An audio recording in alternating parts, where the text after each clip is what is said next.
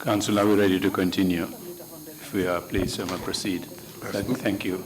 Yes, Mr. Chair, we are ready to proceed. Kindly bring the witness, please. Come on.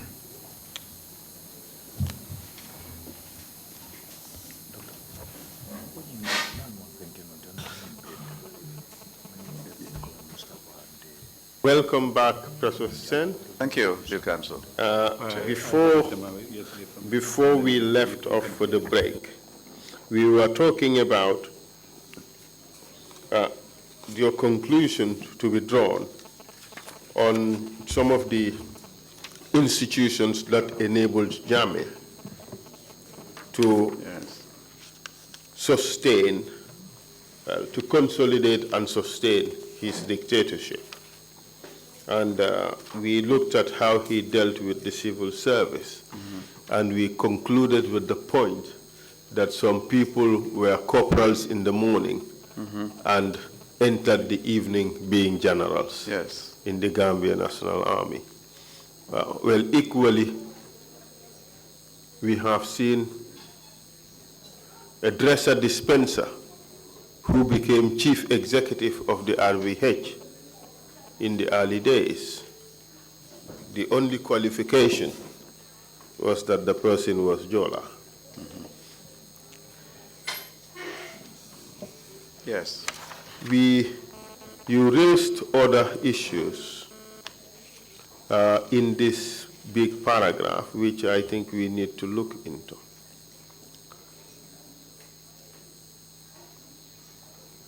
You mentioned, I think I should read this. Okay.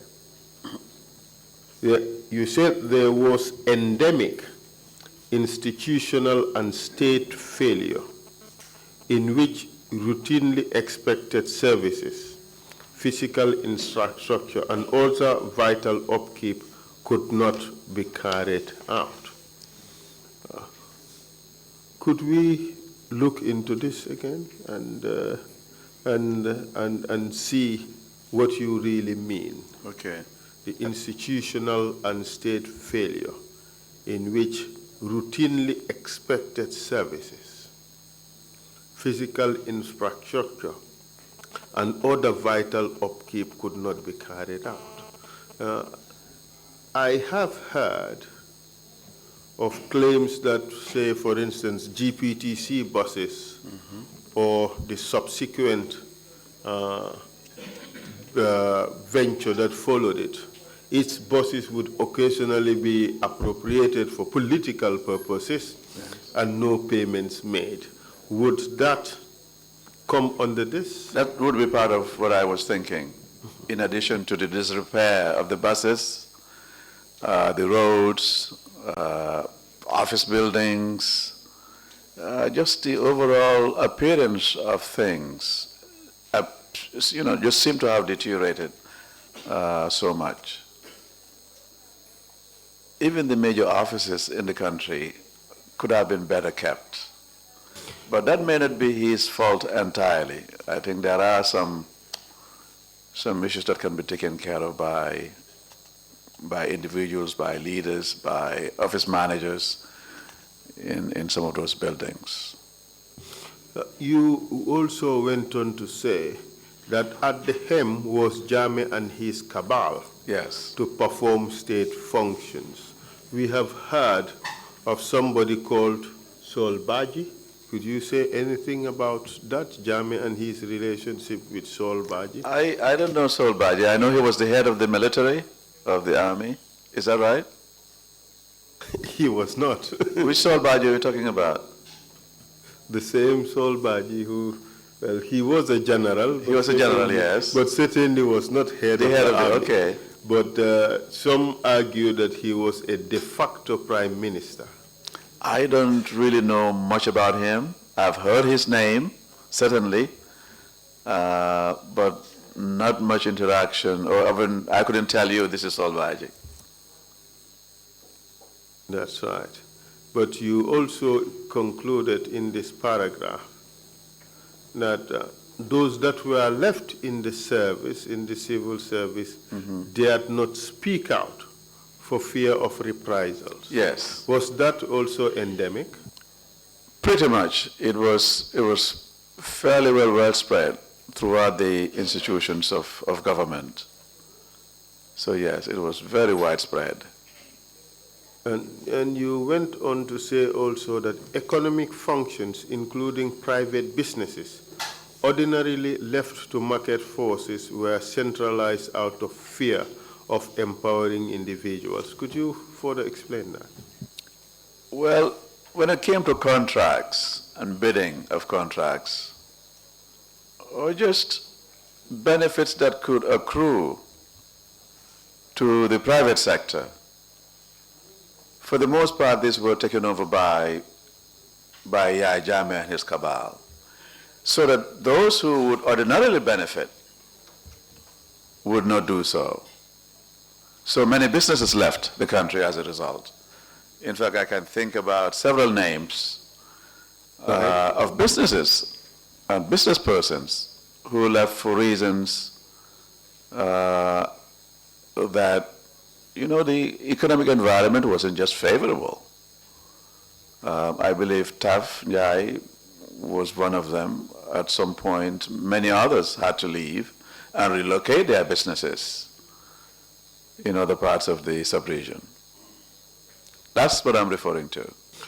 You went on to say that those who were spared had to join the gang, Yes. or be taxed so high and or hounded out of the country. Absolutely.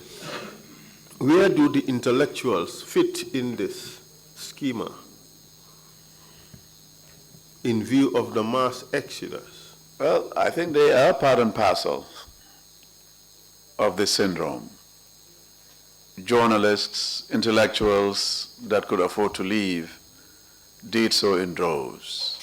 In fact, we lost a lot of competent civil servants, teachers, some doctors, as a result of the very repressive environment that they found themselves in.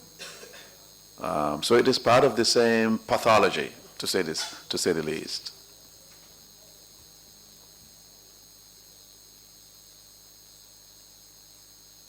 Ultimately, as you put it, it seems as if the state, or at least those at its core, had no limits to their ambition and greed and what they could control. Yes.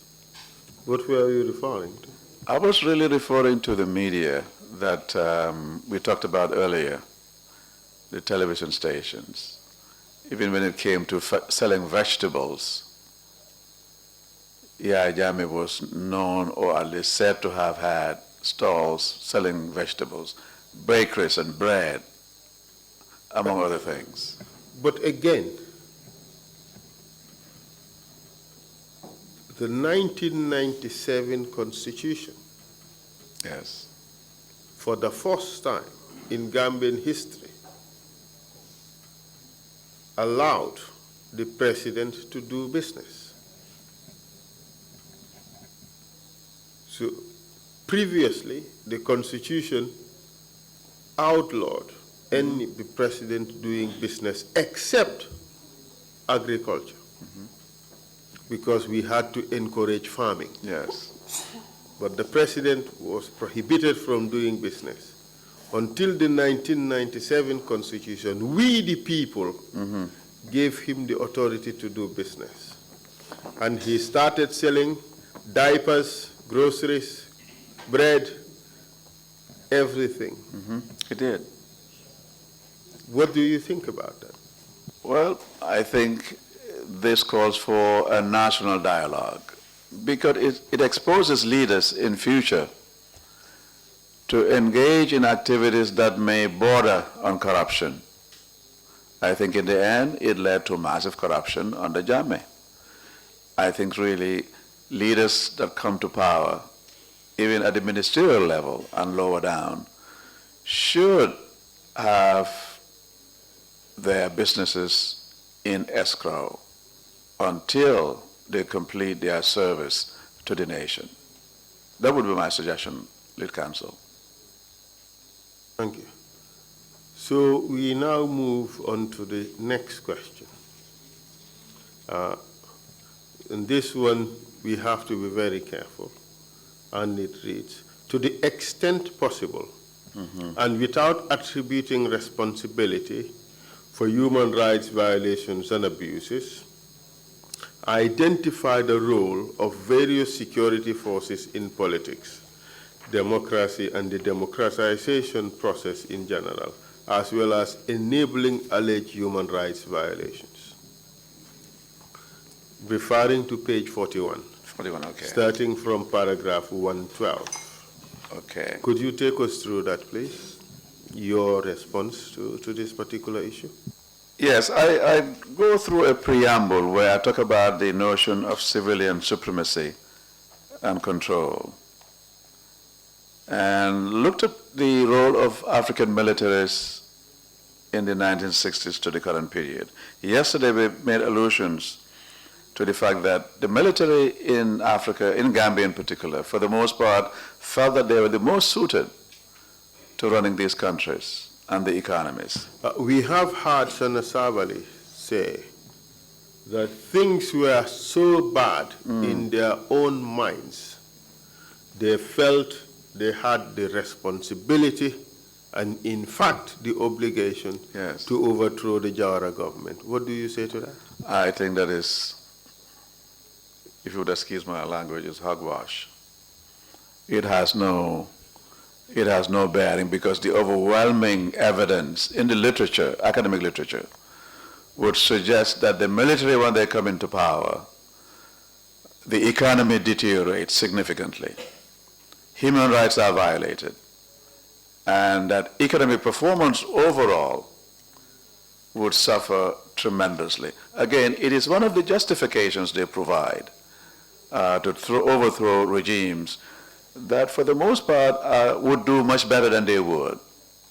So I don't buy the military being the best and most suited and most professional in providing those goods and services and improving the economy. But that is just in terms of the track record of militaries and their performance. Yes. But perhaps before that, we should in fact look into the legalities. Yes, absolutely. And the purpose of the military. Should they really serve as a so-called watchdog to decide whether they would overthrow a government and become the government or not? It's a very slippery slope. When military or armies get into the business of deciding on their own to intervene based on their own assessments that the country needs it, or for whatever reasons, I think we are treading on very thin ground. And the legality is the Division of Labor ought to insist, rules and regulations, mandates in other words, that these military personnel be trained to respect the division and separation between the apparatus of the state, including the military, and the other executive, or the executive and other branches of government. Let me break it down a little further. Okay. That is a legal argument. Yes. And they seem to concede that the law does not necessarily mandate them to overthrow governments. In fact, the act of overthrowing a government, a constitutionally elected government, is a crime. This is a treason. It changes character once it succeeds, but at the outset is a crime. But they argue that it's a moral obligation. What do you say to that? Well, what would stop another person, a bunch of riffraffs or a bunch of disgruntled civilians, as was the case in 1981, to take up arms and seek to overthrow the government? I tend to have the presumption that it is the state that has the legitimate use of violence. Sometimes I have pushed against this principle, but I think in a place like Gambia and many so-called developing countries, I believe political violence, coup d'etats, can hardly be justified for whatever reasons, moral, political, economic, or otherwise, because their performance empirically would suggest that their performance in fact is worse than civilian counterparts. In other words, the best civilian rule or ruler is certainly worse than your worst civilian ruler. In other words, they're just not comparable. They don't have the ethos. They don't have the professional training. Their democratic impulses, if any, wouldn't make them rule in a way that would be optimal for the rest of society. Indeed, in addition to, well, that particular position or that mindset in militaries and in Gambia's military for that matter seems to suggest, therefore, that the Gambia's military constitutes a major threat to democracy and to democratization. Yes. I have done a lot of work in this area by way of publications, and I've collaborated with many other young scholars in publishing and assessing this very point. Overwhelmingly, what I'm suggesting is that the military remain a looming threat, even in the most stable of democracies, especially in West Africa. Ghana today is a relatively stable democracy, but the mere presence of the military will always pose a threat because of their control over the means of violence and their use in toppling countries. I am hoping that at some point, through professionalization, the ethic and the desire to overthrow governments would be a thing of the past. And I think we will get there at some point. Do you agree with the proposition by some of your colleagues that no African country can democratize without the consent of the military? Yes. That's one of my friends who actually said that, and I quote him in the report, Mari Haningpo. Matt has also written quite extensively on Benin. He's from Benin, and we collaborated on some works. So I agree with that position, yes. How do we solve this problem? It's a difficult problem. Boubacar Ndiaye, in particular, somebody I've also collaborated with, has written a good book on the control of the military. And there are, in fact, very specific strategies he provides that I think could work in maintaining control over this very vital institution. Certainly training would be one. Reducing the size of the military and making them more professional, among other things. Deploying maybe the top brass and those most susceptible perhaps to effecting a coup, ensuring that they are moved into other areas of service. It's difficult.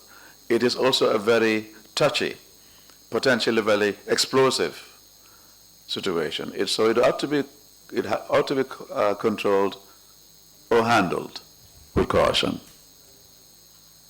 It's very touchy and sensitive. You talked earlier about civilian supremacy. Yes. Would that equate to civilian oversight? Yes. Or control of militaries? Precisely. It's just a different term. It's just a different term. And in paragraph 117, you drew a conclusion on this particular point. Could you read it out for us? 117, okay. In a context just described above, the role of security forces in politics and democratization is generally limited. Defying civilian control and oversight and generally acting on the whim and caprices of their leaders and his cabal,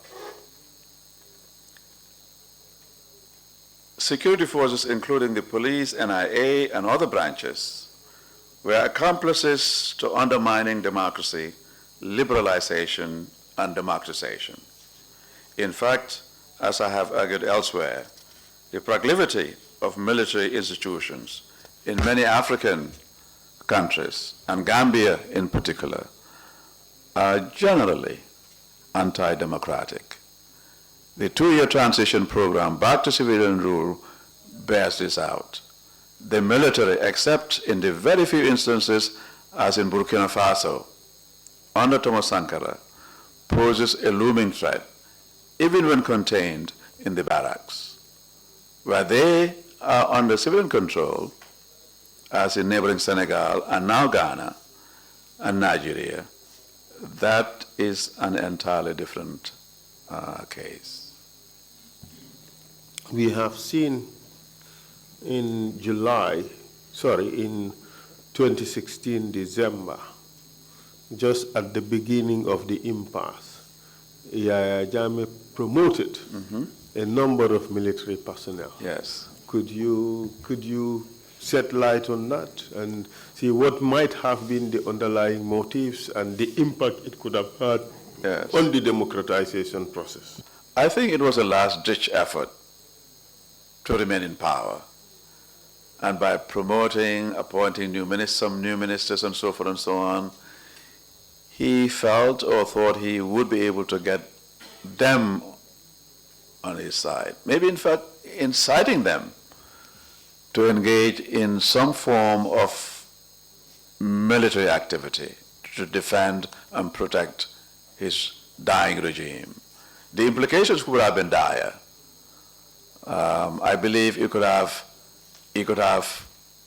turned into much civil strife in the country, and leading to perhaps many people losing their lives. Thank God it didn't happen. And in paragraph 118, 118, yes. You told us you examined the situation in the Gambia, yes, as it was, and what we need to do with the security situation. Could you read that one out, because this would be important for perhaps our security, our institutional reform agenda? Absolutely. In Gambia's case, even after liberalization, democratization, which must include organization or reorganization of the security services, the army in particular remains another contender for political power. Could you pause there for a moment? Yes. The army being a contender for political power. Yes. This must be neutralized completely, should it not? Contained, at least. Contained? Yes. Why a more relaxed word, contained, instead of neutralized? Well, neutralize would perhaps be extreme.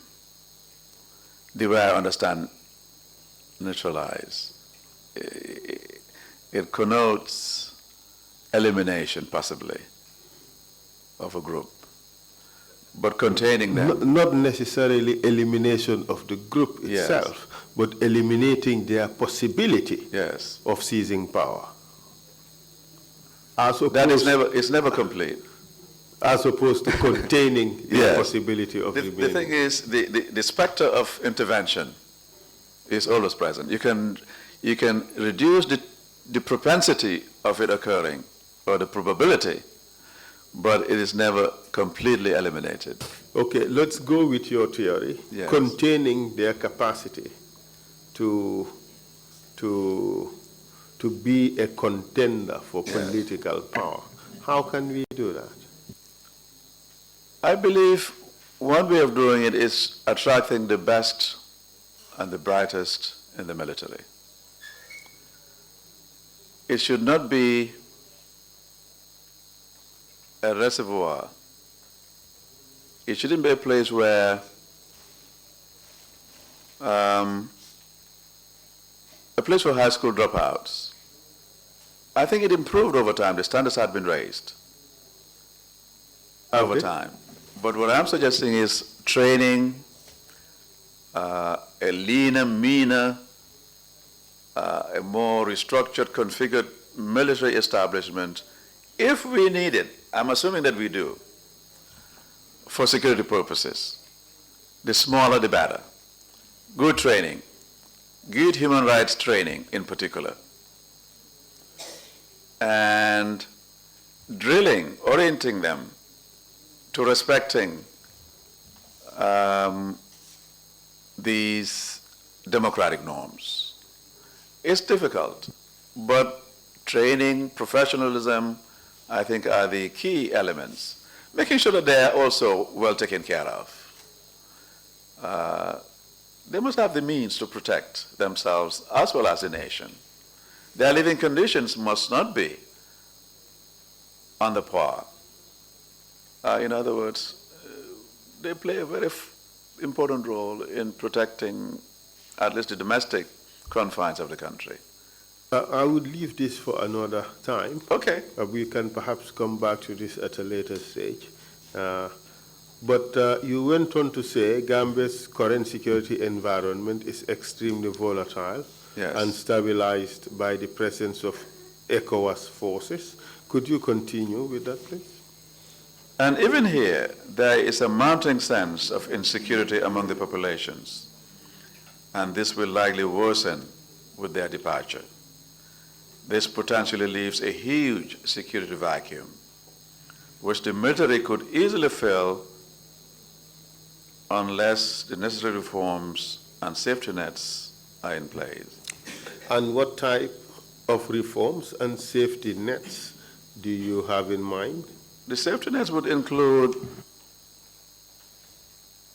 again, going back to ensuring that the reforms that have been put underway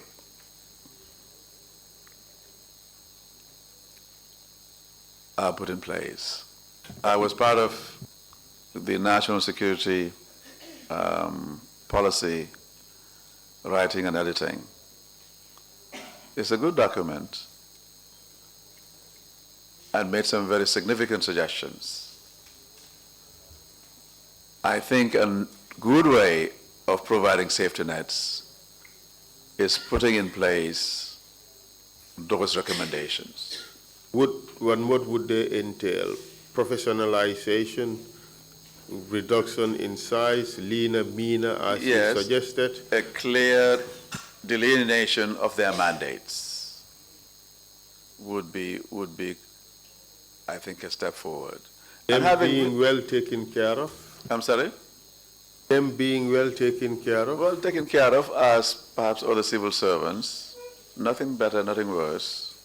Being paid good salaries. And really having a presence. I think there ought to be at least a presence or a perception that the security situation has improved. The perception out there is that this has not been the case, or at least there are no visible, tangible manifestations of growing security despite the new policy. Would you say training, re-education, and all that? All that would is be part of the professionalization, important. yes. And changing of the mindset. Absolutely. That is fundamental. Thank you. It all comes under training and professionalism.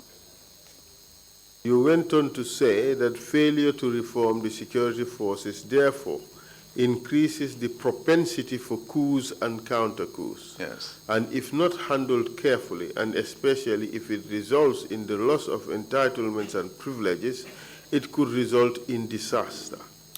Well, we've seen a bit of that in Gambia. You recall there was a period of frequent rumors of coup or allegations of coup. We've seen the attack on Farafenye Barracks, the attack on Katong Barracks, Kudang, Yes. The Ndur Cham, the Langtombong, Yes. the Dabamarena, and all these ones. And what do you make of this? One of the things that became very clear to me, even though Jammeh's power appeared very overwhelming and pervasive, is that from the very beginning there were acts of resistance against him. The Kudang attacks, the Farafenye attacks were indications of the dissatisfaction with his rule. And there were so many other acts, the attempted coups, acts of sabotage, the demonstrations, if they occurred at all, the newspapers, all these, in my view, were acts of resistance. Individually, they may not represent much, but collectively. And the events of December 30, 2014, in particular, was another act of resistance. And I think gradually they chipped away at the power and the aura of Yahya Jammeh. Isolated, they may not be quite significant, some would argue, but cumulatively, they did. Or cumulatively, they played a very important role.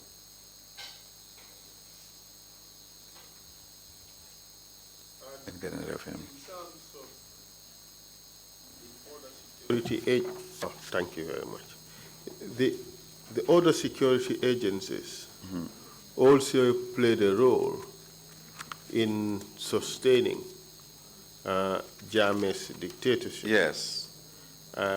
Could you talk about the NIA? Yeah, I know we've made mention of the NIA earlier, but yes, it is worth emphasizing the clandestine roles that they played. And in addition to the formal legal means that they used, arrests, parading people, Jammeh did, in front of TV, to extract concessions of their complicity in alleged coup d'etats. The NIA was also responsible to some degree in bringing up trumped-up charges following, in so-called investigations to put people away who were perceived to be enemies or threats to the regime. So the NIA really had a very mixed record of performance. And I would say the general perception was that they were brutal. It was a brutal institution, and so were the agents. They had hideouts, they had places, secret places, torture chambers, where they brutally and viciously meted out torture to Gambians, and sometimes non-Gambians. So their role was very sinister. They were part of the problem. But hopefully things are changing. And the police? The police, as I have said in the report, and if I may just share with you by reading. Please go ahead. The police, on the other hand, while maintaining some of its traditional duties that included checkpoints and traffic flow management, it was essentially relegated to supporting the Army's now enhanced security duties.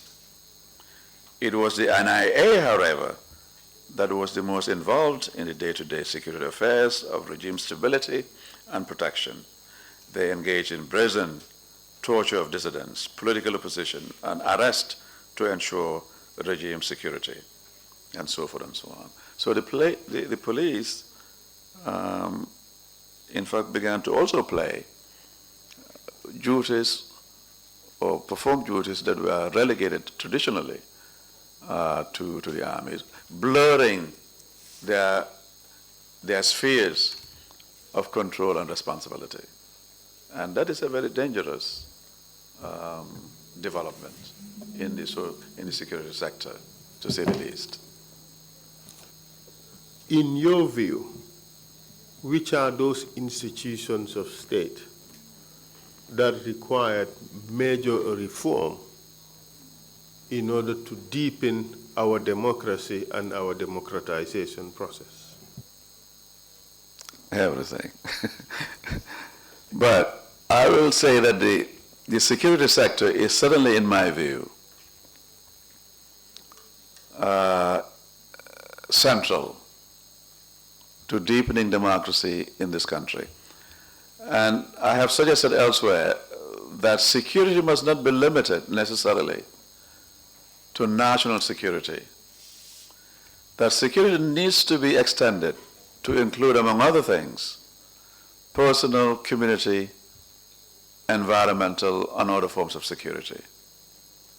Since the end of the Cold War, there has been a transition from a focus on national security, meaning the state and regime security and stability, to one that emphasizes individual and collective security.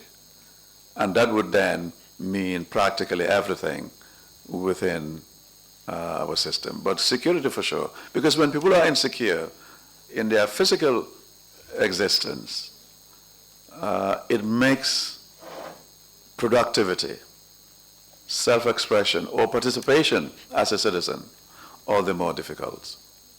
Certainly health would be one, and a cleaner environment certainly would be another. Empowering those that have been traditionally relegated in margins. The youth, we have a youth bulge in this country. And I think it is crucial that government targets youth, the young, women, and especially single-headed households. I believe that this is a mouthful. There's a lot to do. But I think security is crucial for it to deepen. And with regards to those institutions that are directly involved in security, which ones would you single out to be most important for this reform? I know you said all of them, but which would you single out as the most important? I would say the Army certainly, the now SSI would be another. The police, I think the police in particular, because they deal more directly with civilians and civilian control. I'm also suggesting that we attract the best and the brightest in the police force, so that they can be more even-handed in terms of the administration of justice. I don't believe you can, anyway, I don't want to get too political about this, but yes. We were made to understand that Jammeh used also the NDLA. At a point when the NIA became so notorious, he started using the National Drug Law Agency. Would you select that one too for reform? Absolutely. Anything that falls within the rubric, even customs, fire departments, they're all part of the security sector in this discussion. And Jammeh's favorite, his 5-star hotel. What do you say about that? Absolutely. It must be brought up to standards. And I think the thinking, as you were suggesting earlier, must change. The criminal justice system must not be focused on punishing necessarily, even though that is important, but to also reforming, helping inmates, so that when they come out, they wouldn't engage in the kinds of activities that brought them there in the first place. In other words, rehabilitation ought to be a cardinal element in this dynamic, especially in the prisons.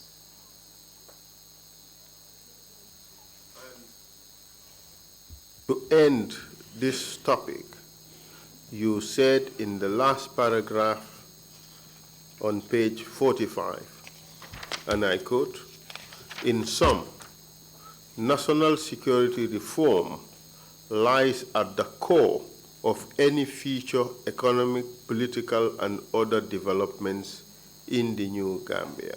Absolutely. This point needs to be driven home, correct? Yes, yes, absolutely. Point well noted.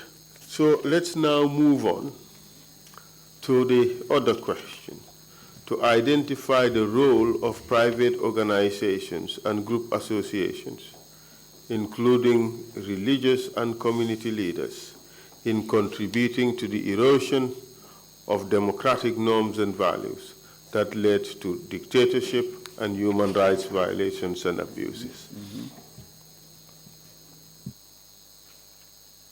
I believe that these right violations, while occurring at the state level, were also supported and to some degree perpetuated by organizations within society, either directly or indirectly. Which organizations are you referring to? I am talking about in particular about religious organizations that may not have directly supported violations of human rights, but their very ideology, their very sermons, their very acceptance of leadership as being preordained and not questioning such precepts makes them indirectly complicit in the violations of those human rights. Name the organization that you have in mind. Oh, well, I am thinking about the Islamic Council or the Supreme Islamic Council, possibly some Christian organizations as well. It doesn't really matter. Most religions are underpinned by... What would you say to the suggestion that the Supreme Islamic Council was hijacked by Yahya Jammeh to be the mouthpiece of his religious precepts? I couldn't agree more, Counsel. And I like the way you put it. That's pretty strong, as you would say to me sometimes. That is deliberately strong. Okay. I do. We would hear some imams, they would testify. Absolutely. And we would put this proposition to them. Yes. We have seen Yahya Jammeh imposed prayer days I know. for Muslims. What do you say to that? And the endorsement of it by the Supreme Islamic Council. I thought that was absurd to have Yahya Jammeh decide on what days it is going to be performed was really out of order. I have just been intimated Yes. that it was not a decision, it was a dictation. A dictation, okay.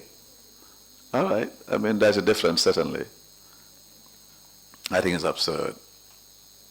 There should, in fact, this makes it all the more reason for there be a separation of mosque, church, and the state. I don't want to mention that term again.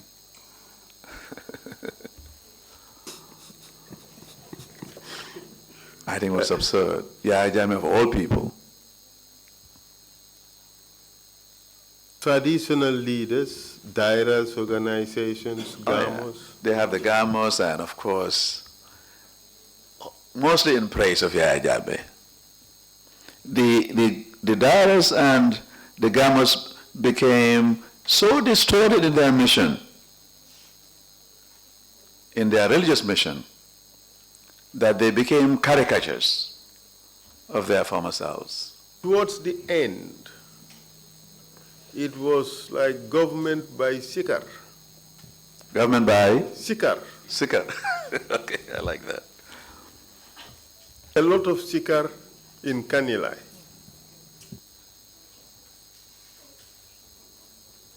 Yes. A government by Sikar. Okay, I like that. What do you say to that? I couldn't agree more. I mean, Sikar is an important performative element in Gamos. And when they're invoked in praise, even implicitly, of a leader and provide justification for the continuation of a regime, it makes the religious establishment complicit in the violations of human rights, because they provide ideological justification predicated on religion, and this is dangerous, to say the least. I am not anti-religion, I should make clear. But I believe Gambia and Gambians must begin to interrogate the role, use, and sometimes the misuse of religion. Wouldn't it be the most organized form of exploitation? Well, yes. The so-called opiate of the masses, if I may quote Marx. I did not. Well, you did. Yes. I think he put it well. I think religion has a very fundamental role to play in our society. But when it is misused and abused for political ends, then it becomes a problem. And I think we must distinguish between performative religion, praying 5 times a day, fasting, and so forth and so on, which are all good. But how is your moral conduct consistent with the teachings of Islam or Christianity? Are you doing the work you're supposed to do? Are you morally accountable, in other words, to yourself, your community? You pray 5 times a day, but you get to work late. Well, don't get me started. Among other things. When we hear the next evidence in the next theme on attacks on religious freedoms, we would hear more evidence on how Jammeh has used the Supreme Islamic Council as his tool to put in, to dictate his religious ideas and positions, and how he also attacked those who opposed him on that. So now let's move the discussion to professional associations, like the Gambia Bar Association. Yes. The role they played in contributing to the erosion of democratic norms. Looking specifically at paragraph 122. 122. So, yes. So what's your take on the role of the Gambia Bar Association? Well, if you would allow me, Counsel, I could read the paragraph, if that's okay. Yes, please go ahead. Even the prestigious Gambia Bar Association was similarly silenced for obvious reasons. Usman Silla's cowardly assassination attempt sent a clear message. The dissension from this group as a whole, or by any of its members, would tantamount to incurring Jammeh's worst wrath. Tango and its leadership likewise remained circumspect in the face of growing threats to the organization and its leadership. With the media silenced and trade unions almost non-existent, Jammeh and his cohort of senior security officers ran amok. So it was really an issue that went beyond the Bar Association to include other non-governmental organizations in the country.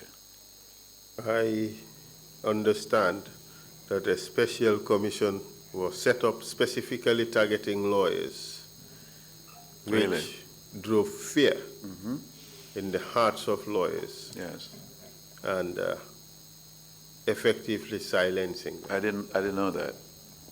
And in fact, the NIA also threatened to arrest lawyers if they held any meetings. That is something I have also heard. And we understand there were almost 2 bar associations. Yes. One run by the Chief Justice and another run by those who thought that they would not subscribe to such activity of divide and rule. What would you make of all these efforts by the Jammeh regime to silence one of the more significant pressure groups, really, that should exist in any democracy? What would you make of this? I believe it was an abrasive effort on the Jammeh, or by the Jammeh administration, to contain an association of professionals who otherwise would be very vocal in expressing their opposition to his policies and programs. And if you are able to contain as well as silence such an important group, they are the bastions. They are the bastions and administrators of justice. It is to them that Gambians look up to for redress. And when you systematically dismantle, by way of threats and silence, you really undermine the core social contract between a government and its people. So, by silencing the Bar Association, you literally silence the entire nation. And then it becomes really not a justice system, but an injustice system.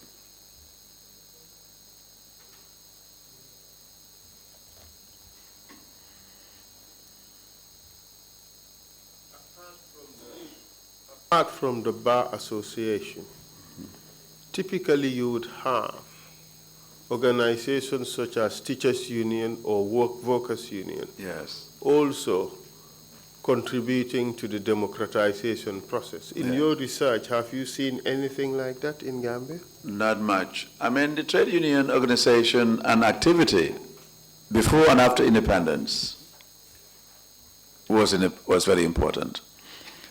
In fact, the trade union during the colonial period had held many demonstrations against the colonial powers. You might have heard about the bread and butter strikes initiated and headed by Jallo Jallo, and the quest for independence and the role that he played. In fact, he was one of the representatives. But over time, the role of unions became less central to the political process in the country. They became increasingly co-opted into government, and in so doing, reduced their effectiveness. I think there was need to maintain their autonomy, become another force, another countervailing force against the excesses of government. But this was not to be the case. And really the teachers' union, for the most part, having been a teacher in this country for a while before I went for overseas study, at the time we were more interested in getting raises. improving their conditions of service. Understandably, because teachers are typically the worst paid amongst civil servants. I believe things may have improved some, but perhaps not by much. And this is not unique to Gambia. Teachers in many other countries, except maybe in Finland and other places, teachers and teacher remunerations are very low. So I can understand them being more focused on the improvement of their service. And when you are really concerned on a day-to-day living, trying to eke out a living from what are apparently very difficult conditions, your level of political activity may suffer in the process. So really, all or most organizations, non-governmental organizations, they didn't play the role that they could have played otherwise in the country, out of fear, out of low resources, and so forth and so on.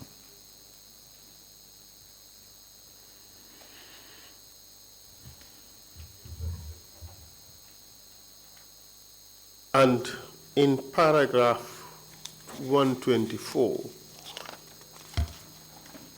you discussed the consequences of all this. Yes. But before then, tell us about the absence of the traditional checks on government excesses, which you discussed in paragraph 123 on page 45. Okay. Let me see.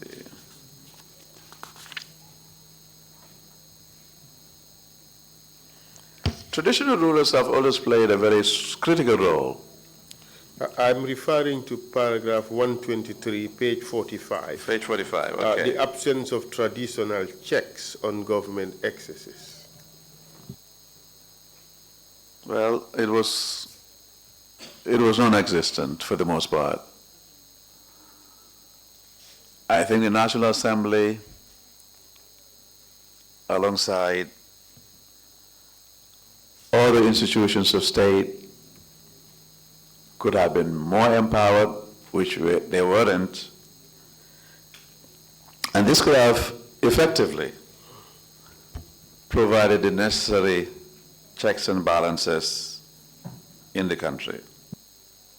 Could you read the paragraph, starting sure. from in the absence? Okay, in the absence. Paragraph 123? Yes, please. Okay. And in the absence of the traditional checks on government access by media and civil society, Jammeh went into the 2016 presidential election more confident than ever. Together, these factors contributed in no small measure to eroding the democratic norms and values in society. In fact, one of the net effects of Jammeh's rule is that it largely torpedoed the cultural values that anchored Gambian society, and values that gave Gambians a sense of self and direction. Consequently, core cultural values of family, respect, hard work, and love of nation instead were subverted by a new set of values built around greed, get-rich-quick schemes, conspicuous consumption, competition over who accomplished the most goodies, houses, cars, travel, etc. This has resulted in unraveling Gambia's moral fabric, once the connective tissue that held the nation together. And as a result of all that, you concluded that as a consequence of Jammeh's repressive rule, Gambians have sustained deep psychological wounds. Yes. You're telling us we are a traumatized nation. Absolutely. Could you expatiate on that? In addition to the physical violence that was meted out to numerous individuals, those that had been killed, maimed, those who lost, in a sense, life and limb. That was very traumatizing for Gambians. Every family in this country has been affected in one way or the other. And I think this trauma is deep-seated. We need, I believe, a national therapy session. Like we're doing now? Like we're doing now, yes. In mosques, in churches, in families, in discussions on lectures and so forth and so on, to unravel this deep-seated trauma and wound, this national wound. Even individuals who were so-called spared, just because they knew about these atrocities or heard about them, what I call the burden of awareness and conscience, they still are left traumatized. Gambians typically are friendly, jovial, unassuming peoples. But every subsequent visit since the coup, you could see in their faces the sadness, the fear. Walking in the streets was nothing more but a trauma. Not knowing who was following you, not knowing if you were going to be nabbed at the corner of the street and whisked away and tortured. The consequences are deeper than we can possibly imagine. I believe Gambians, as a result, have become, I'm not a psychiatrist, but I think depression, especially as revealed in some of your hearings, is very pervasive within the services. Wives that have lost their partners, children, communities suffer this trauma. And it is manifest in the degree to which the tolerance we once enjoyed has kind of reduced to some degree. You see more street fights, you see more traffic fights in the process. Road rage. I'm sorry? Road rage, yes. Intolerance. Intolerance. And I think even within families, you find that there's a tension. There's a tension, there's divisiveness within our families. And I think this is really a manifestation and a projection of this deep trauma. You seem to suggest in paragraph 125 that the problem is in fact more profound. Yes. Could you read that paragraph? Illicit drug use also appears to be on the rise among the young and not so young, as a means of escape from hopelessness exacerbated by grinding poverty and wealth disparities.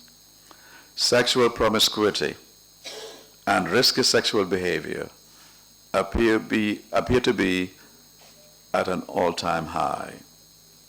And political debate in public spaces have turned more acrimonious, discursive language more viscerally divisive and violent, thanks in part to the social media. Accordingly, human life once so sacrosanct is devalued. These developments outlined above come about because of the near absence of civil society organizations and had been deliberately suppressed. Combined, these are the manifestations of a total erosion of democratic norms made possible by a 22-year dictatorship. But indeed, it also reinforces the position that when people come together Yes. and challenge authority lawfully, things can change. Absolutely. The Bar Association stood up in 2016 and accused Jammeh of treason when he changed from acceptance of the results to open defiance. Yes. And this paved the way, didn't it, for Jammeh to finally leave? I believe so. In retrospect, I think this should have been done earlier. Should not have waited 22 years. Yes, it's too long. I think Jammeh should have been out by 2006 because all the things were in place for him to be voted out. But again, that's water under the bridge. Indeed. Let's now move on to point 8. Point 8, okay. Was there a state or organizational policy pursuant to which the alleged human rights violations and abuses occurred? What was the policy and how was it effected? This can be a legalistic question, but let's approach it from a factual matrix, as you've just you've described, that you've done in the report. Yes. So take us through paragraphs 126 to paragraph 129. Okay. 129 is quite interesting, but let's take it step by step. Okay. Well, the gist of what I was trying to say here is there wasn't a written policy per se, but the very actions and utterances of a person in power such as Yahya Jammeh, those utterances in fact represent state policy. Interesting. I just want to put this across and see how you react to it. I'm given to understand that Jammeh did say at one point that land transactions should be embargoed from Batakunku to Gunjur. Yes. No written policy. It became law. It became law. What do you say to that? I think it buttresses my point that it doesn't have to be written. The mere utterance of a person in authority is in and of itself a policy. Could we correct that, please? Not a person in authority, but a dictator. A dictator, okay. Dictator. Correct. I can take that, yes. Proceed, please. I think a dictator, or not even a dictator, when the President of the United States makes an utterance at a rally, political rally, it may not represent written policy, but in effect it is policy and sometimes carried out, or it could be the basis for future policy. It carries weight. It very much weight. But here, it carries the force of law. There's a huge difference. There's a big difference, yes. Proceed, please. Ultimately, what I'm suggesting is it is a very thin line to make the distinction between written policy on one hand and state utterances, or utterances by a leadership, by a dictator. Because many times what it is said in policy meetings becomes the law.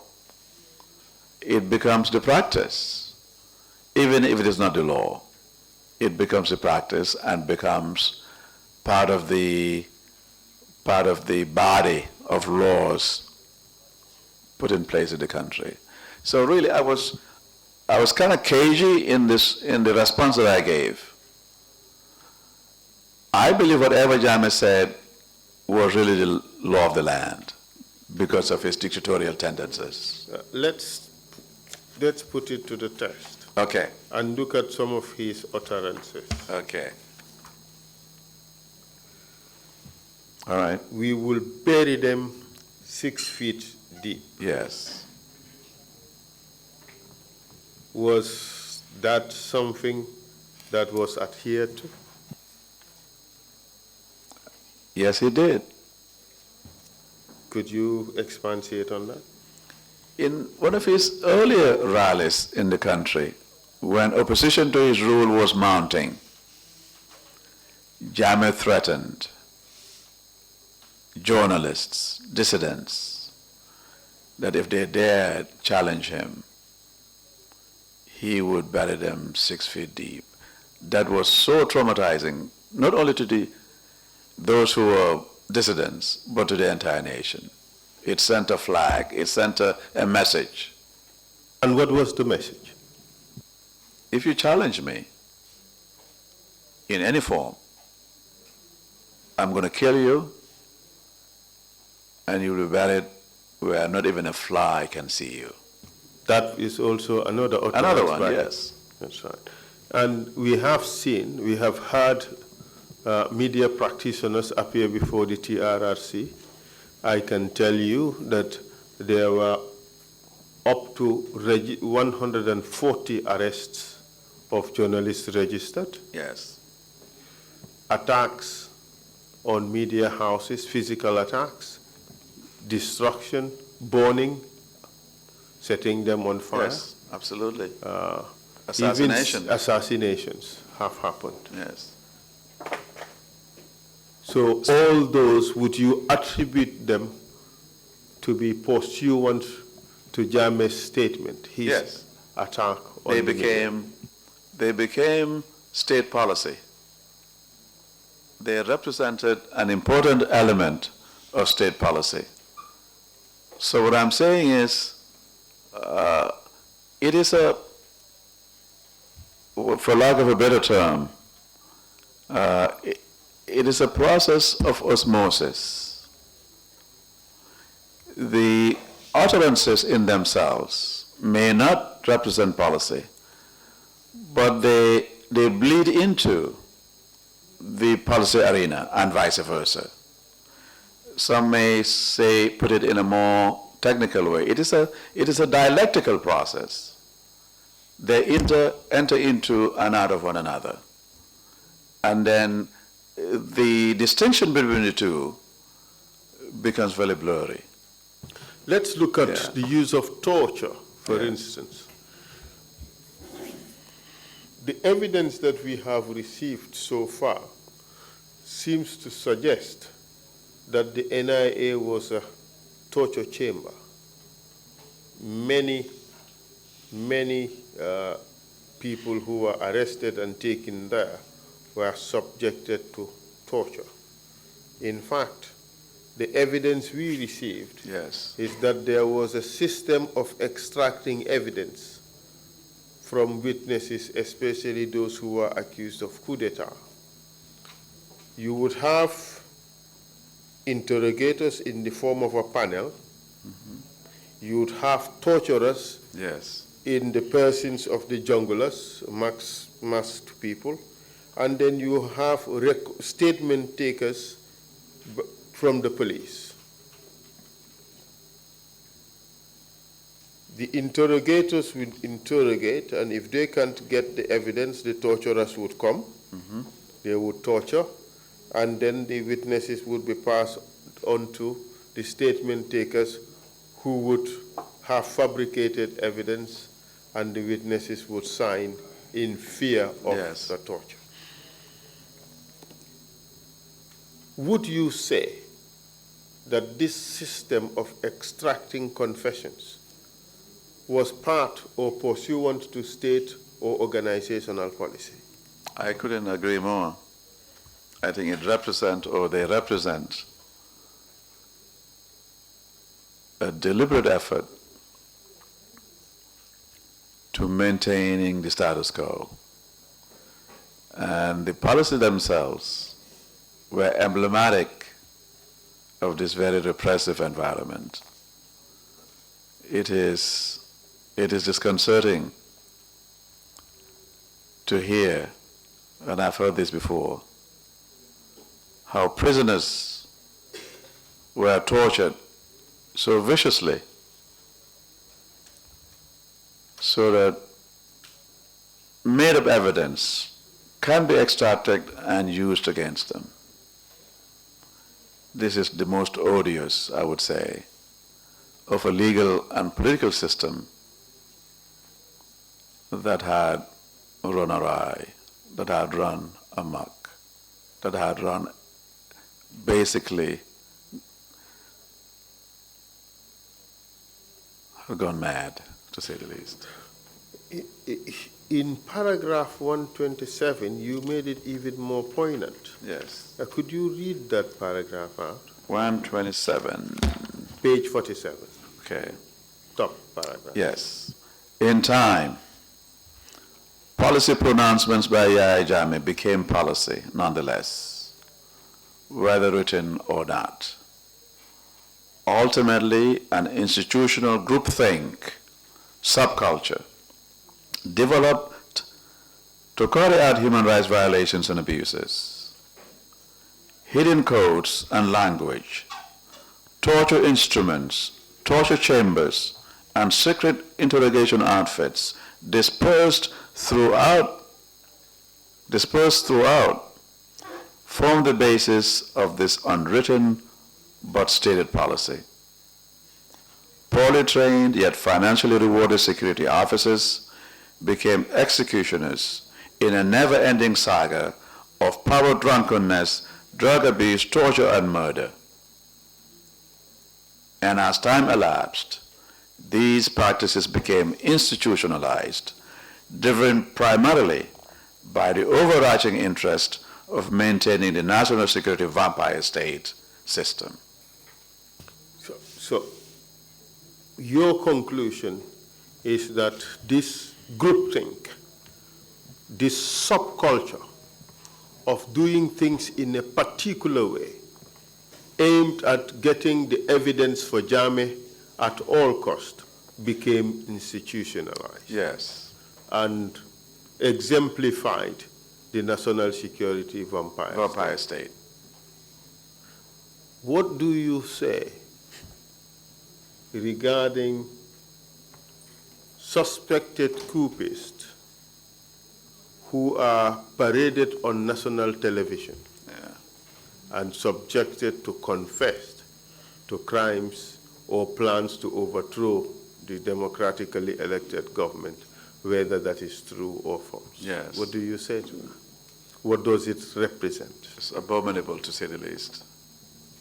It contravenes all decency and fair play. To be charged of such a crime, you need the best of defense. You need to be represented and not paraded. It was a shaming exercise. And from there, you probably would accept anything that you're accused of. You would admit to most things you're accused of. You've already been shamed.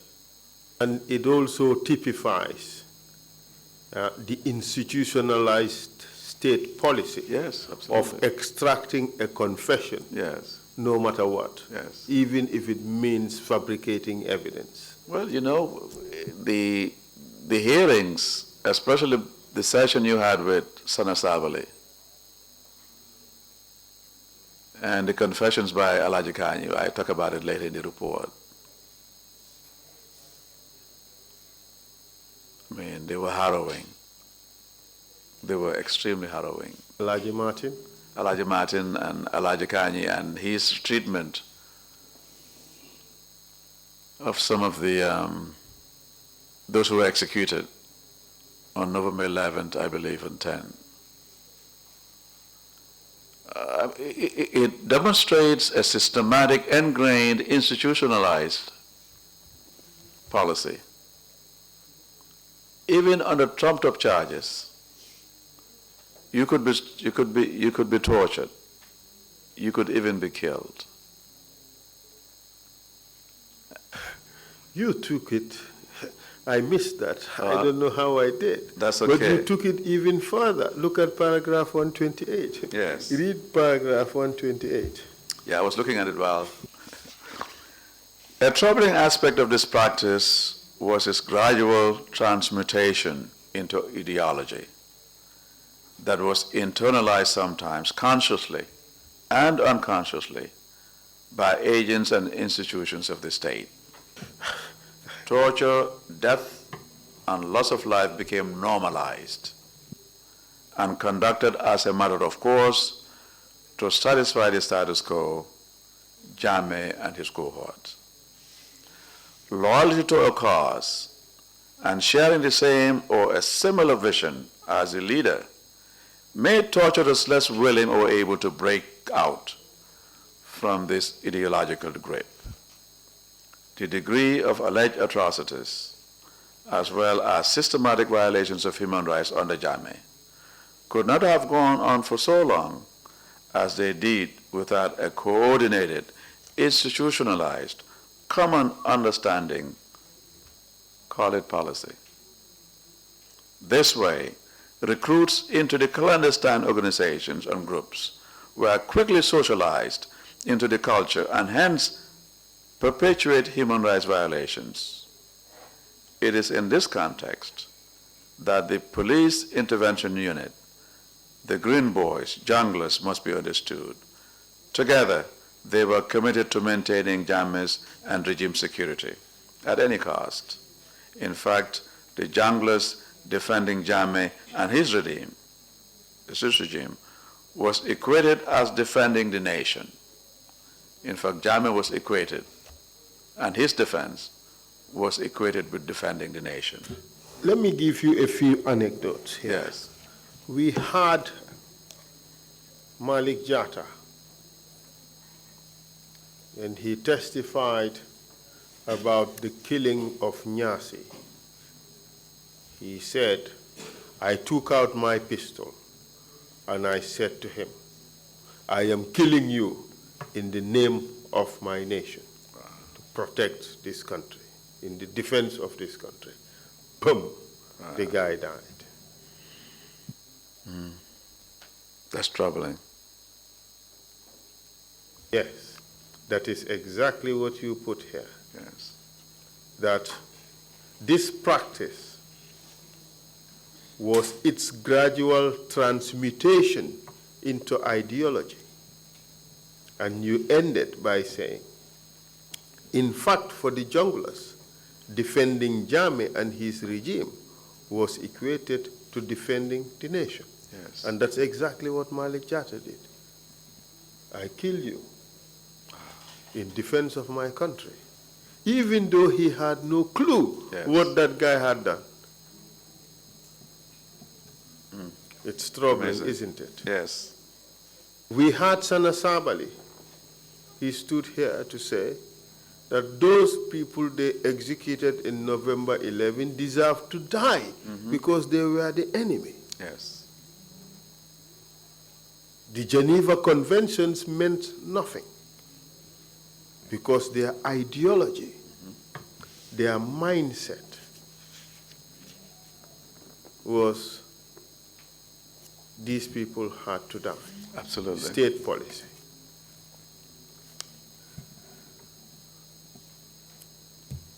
So tell us your conclusion on this based on paragraph 129.